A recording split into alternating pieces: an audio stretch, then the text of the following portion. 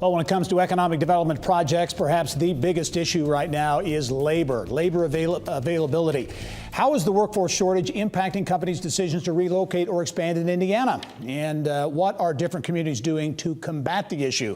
For some answers, let's turn now to national site selection firm KSM Location Advisors CEO Tim Cook and President Katie Culp, and welcome back. Thanks, Gary. To the Hi, show. Gary.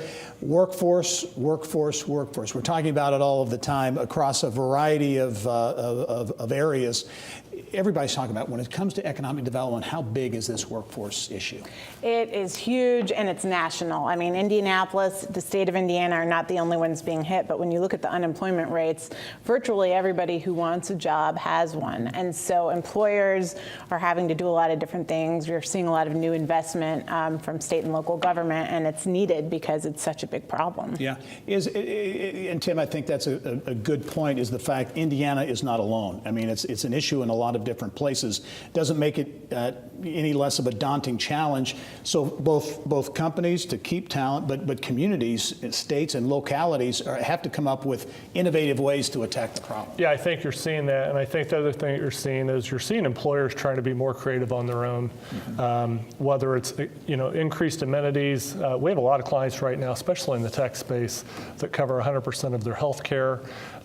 Those types of investments are necessary now, to Katie's point, because unemployment is at such a low.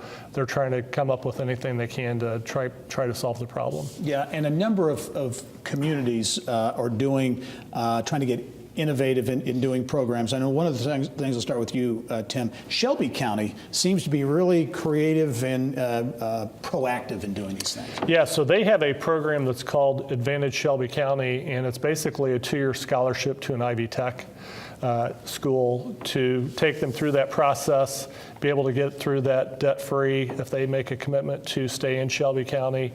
We've had a couple of clients that have looked at it, and it's really gotten their attention. And I think it's a good example of the type of creative thing that you're seeing counties do and folks doing at the local level. Yeah, in Marion County, Katie, you look at a number of initiatives that, again, are being proactive and really creative. Yeah, and you think about, it makes sense that at the local levels, perhaps where you can even be most impactful, because even you look at a Shelby and Marion County, they're so very different. So I have the opportunity to be on the Employee Indy Board, which is the workforce development agency. And one of the things that Mayor Hogsett said at one of our first meetings, which I thought really captures the whole thing, is, what we need is we need people to find a job. It's ABC, a job, a better job, and then a career. And so they've really developed programs to target populations that haven't always been first of mind when it comes to employment opportunities. So Mayor Hogsett and his team just rolled out Indy Achieves with Employee Indy, which is an opportunity to increase the education levels, whether that be college or VOTEC or some type of certification, and put real money behind that.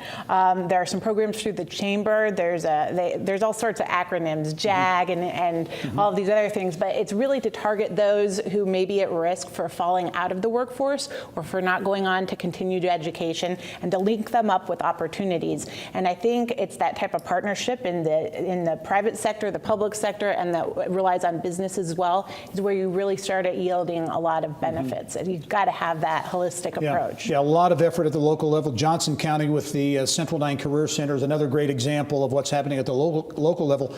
Tim, Governor Holcomb has spent a lot of time talking about this workforce issue and trying to get some workforce development programs engaged around the state.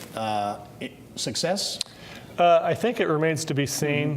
They've allocated a lot of money to it. They've got Skill Up. They've got a number of different programs that they're investing money in. I think it is kind of a work in progress to see what kind of success they're going to have, but it's certainly for no lack of effort, because I think you're seeing it at the legislative and at the executive level. And one of the really exciting things I think about Governor Holcomb's initiative is you see a governor early in his administration that said workforce development is a priority and we're going to put some money behind it. In May, he even anteed up double, I think, the funding for one of his programs, and so he's got this workforce cabinet. I think the trick is, like any of these things, we've got to get, it's not just government's job, it's not just social services job or employers, it's getting all of those groups to work together in an effective way, and sometimes that needs to be nimble. What works in one small community may not work as well in another. Yeah, got to be a collaborative effort. Are we seeing, are we to the point now, because Indiana Indiana gets a lot of attention for